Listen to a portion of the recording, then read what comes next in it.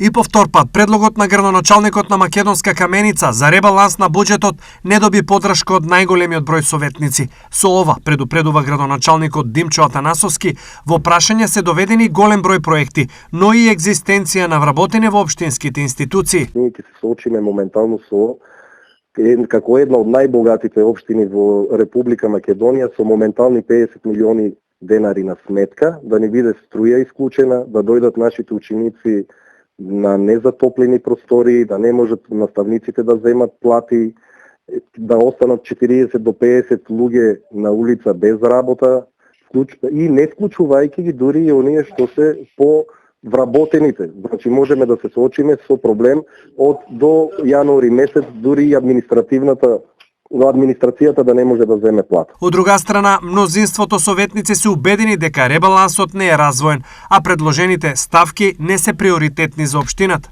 Сакаме да се инвестира во енергетска ефикасност поради постојната енергетска криза, но во ребалансот парите што беа предложени во буџетот моментално се отстранети за спортскиот комплекс кој моментално се гради во општина Македонска Каменица. Сличен став имаат и независните советници, според кои со ребалансот се овозможува нерационално трошење на општинските пари. Ние уште првиот пат посочивме на пропусти кои треба да бидат коригирани бидејќи се нерационални и неразвојни.